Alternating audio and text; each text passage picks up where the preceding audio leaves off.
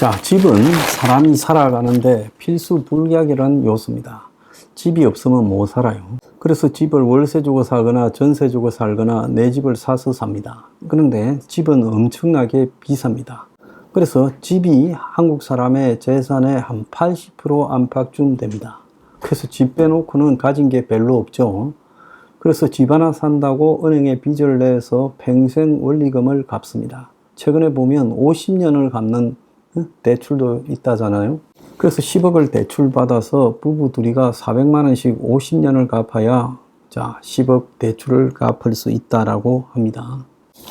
자, 그래서 이 집이라는 문제가 굉장히 예민한 문제고 나라마다 이 특성이 있는데 자본주의가 발달한 영국이나 미국 같은 나라, 자, 거기에 이제 사회주의가 가미된 이 북유럽, 여기에 큰 차이가 있습니다. 자, 영국이나 미국에서는 집을 투기의 수단으로 사용을 하죠. 그래서 집값이 천정부지로 런던이나 뉴욕, LA, 시애틀, 시카고 등에서는 올라갑니다. 대도시에서요.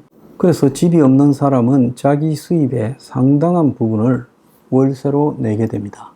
그래서 미국의 월세 때문에 이 자산 축적을 하지 못해서 빈곤층이 때를 이어서 세습이 된다라는 말까지 나오고 있어요. 그래서 미국의 빈곤층이 1억이 넘는다라는 이야기가 나오는 배경에는 집 없는 사람이 1억 명이 넘고 그 사람들이 집을 가지게 될 가능성이 거의 없는 사회 구조다. 자, 이렇게 지금 이야기가 되고 있어요. 자, 그래서 엄청나게 올라버린 집값, 그리고 거기에 따라서 엄청나게 올라버린 월세, 이것이 지금 서구 사회를 파괴하고 있습니다. 이 포퓰리즘이 나오는 근원에도 이 집 문제가 핵심적으로 있어요. 남유럽의 이 재정 위기도 결국 집 문제에서 비롯됐지요. 이 스페인이나 그리스 같은 데서 터졌던 금융위기 이후에 남유럽 재정위기도요. 자, 미국의 2008년 금융위기도 집에 빌려준 돈, 즉 서브프라임 모기지가 지금 부도가 나기 시작하면서 발생한 문제입니다. 현대에 이르러서 집이 굉장히 고가로 유지되고 집 문제에 대한 사회적 대처가 약한 나라, 이제 대표적인 데가 중국이죠.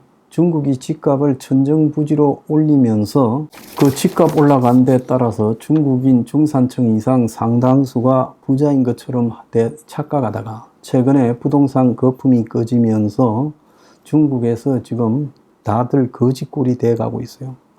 고급 식당 명품점이 전부 줄 폐업을 하고 있고 이제 중저가 경쟁이 중국을 지배하고 있습니다. 반면에 덴마크나 노르웨이, 스웨덴, 네덜란드 같은 이런 사회복지적인 요소, 패비한 사회주의적인 요소가 강한 나라에서는 그나마 집 문제를 둘러싼 갈등이 덜해요.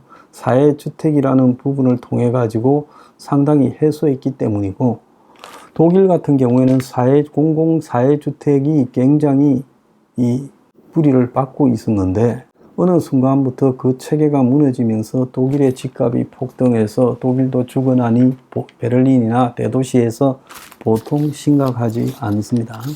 자, 한국은 이 부동산 투기라는 것이 70년대 이후에 반복되어 왔어요. 가장 큰 부의 창출 수단이고 한국 사회의 돈은 집을 통해서 돈을 버는 것이 기득 상류층의 보편적인 패턴입니다. 그래서 돈 생기면 집 사고 또 집값이 올라서 또 벌고, 그래서 집을 사지 않고 기득 상류층이 된 사람들은 거의 없죠. 자, 그런데 최근에 보면 이 빌라 사기가 문제가 되기 시작하면서 빌라를 짓지 않습니다. 자, 빌라를 짓지 않고 그러다 보니까 아파트로만 사람들이 몰리고 지어놓은 빌라도 잘 안 가지요. 그러니까 정부가 20년 장기 임대주택, 기업이 20년 동안 빌려주는 장기 임대주택을 갖다가 공급을 한다는 거예요. 그래서 기업들에게 임대료 규제를 완화해주고 세제 혜택을 주면서 20년 동안 세를 놓게 만드는 겁니다. 자, 이거 굉장히 위험하죠. 당장은 집에 대한 수요 공급 문제를 해결할 수 있을 보관처럼 되겠죠. 그래서 리처 등으로 펀드 모아서 법인이 임대주택을 공급을 할 때 법인세, 종부세 등의 인센티브를 주고 또 각종 규제를 완화해서 높이 크게 지을 수 있게 해주고, 근데 이제 이게 되면 대기업들이나 사모펀드 같은 자본들이 전부 이 펀드 형식으로 해가지고 집 없는 사람들에게 장기 임대 사업을 공공연하게 하게 될 겁니다. 이거야말로 이제 집장사의 대기업 자본이 본격적으로 뛰어들게 하고 또 더 나아가서 금융 자본이 집장사를 하게 만들어주는 거예요. 자, 현재 집 문제가 심각하다면 이걸 해결할 수 있는 원가주택 같은 방안을 고민해야지, 죽어도 그걸 하지 않고 대기업에게 20년 임대 사업을 허용해준다. 자, 한번 봅시다. 아무리 많은 혜택을 대기업에게 준다고 하더라도 그 대기업이 임대료를 적절하게 하겠습니까? 아마 그들은 집을 짓는 돈에 몇 배가 남는 임대료를 벌어먹으려고 할 겁니다. 박근혜 정권 때요, 뉴스테이라고 해가지고 당시 최경환이가 박근혜한테 보고를 했대요. 그러니까 박근혜가 뉴스테이 이름도 좋잖아요. 뉴스테이 가서 살자. 자기가 행복주택을 짓게 해주겠다고 했어요. 윤석열이 청년 원가주택을 하겠다고 한 것처럼. 그래 놓고는 나중에 기업형 임대 아파트에 가서 살아라고 뉴스테이 이름도 좋지 않나요? 이랬어요. 그때 제가요, 이 정권이 이러다가 오래 못 간다고 제가 말을 했습니다. 결국 오래 못 갔어요. 그래서 집을 이런 식으로 기업들에게 장기 임대를 갖다가 하게 하는 것이 옳은 것이냐? 저는 이건 매우 위험한 짓거리를 하고 있다. 없는 사람들에게 영원히 그야말로 월세의 수렁에서 벗어나지 못하도록 만드는 짓거리다라고 분노를 합니다. 그러니까 이제 대다수가요, 이 높은 집값에 월세 들어가서 20년 살기 시작하면 평생 내 집 없이 20년 뒤에는 월세로 몽땅 다 들어가고 나는 늙어서 아무것도 가진 게 없게 돼요. 그렇지 않습니까? 지금 30대가 20년 기업형 장기 임대에 들어갔다면 50대 돼서 나올 때 돈 없잖아요. 월세 다 주고 모을 돈이 어디 있어요? 돈이 있는 사람이 애초에 그런 데 들어갔겠습니까? 돈이 없어서 팍팍한 무주택자가 들어가지요. 그래서 무주택자가 한 은행에서 돈 빌려서 집을 사면 나중에 빚도 남지만 집이라도 남아있지만, 무주택자가 장기 임대로 들어가서 살면 노후에 집도 하나 없습니다. 올 때 갈 데 없는 신세가 될 수 있어요. 그래서 이 장기 임대 주택을 하겠다라는 것은 국민들 다수가 자기가 조금이라도 저축을 할 수 있다고 생각하는 사람은 집을 빚내서 사는 쪽을 선택하도록 만드는 외통수를 지금 몰고 가고 있는 것이다 라고 저는 보고 있어요.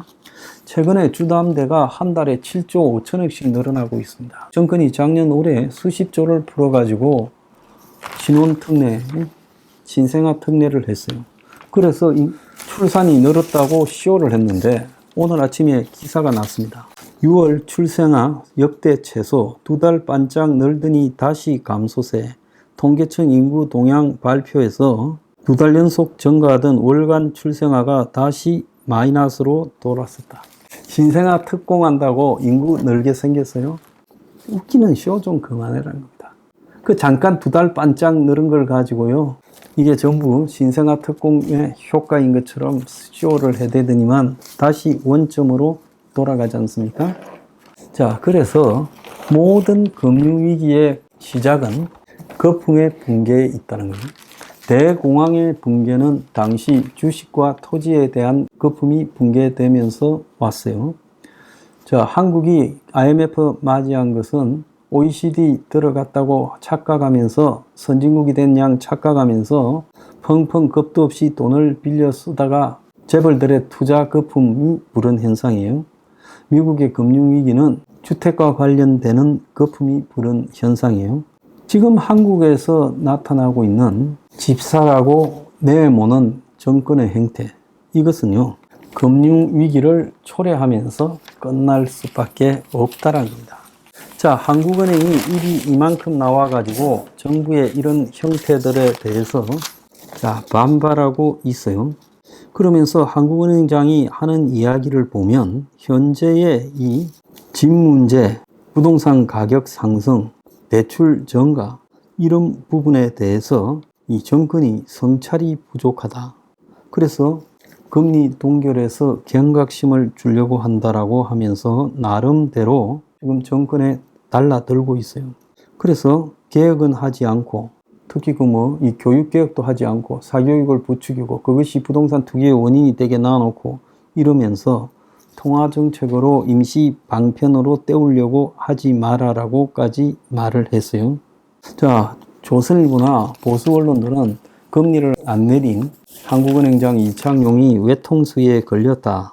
그래서 미국이 금리를 갖다가 9월 달에 내리는데 한국은행이 금리를 갖다가 안 내리고 10월 달쯤 내리면서 정부가 책임져라 이렇게 말할지 모르지만은 저는 그나마 한국은행은 정권보다 머리가 좋아서 연끌족들을 비판하고 집 사지 말라고 비판도 했고 또 더 나아가서 부동산 폭등 때문에 금리 못 내린다고 저항도 했어요.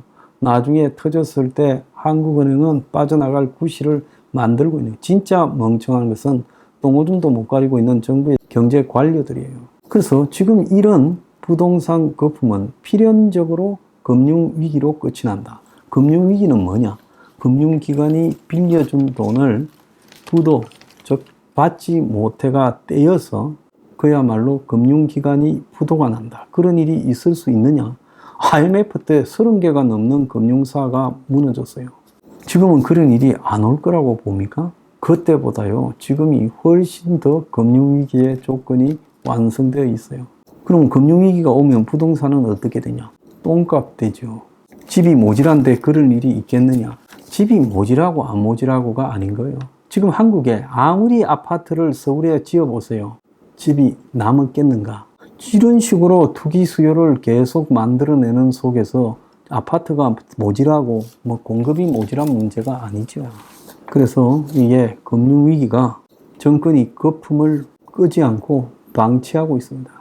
그러면서 이제 기껏해야 장기 임대주택을 말을 합니다. 이것 또한 부동산 투기 거품을 더 키우고 있는 일이에요.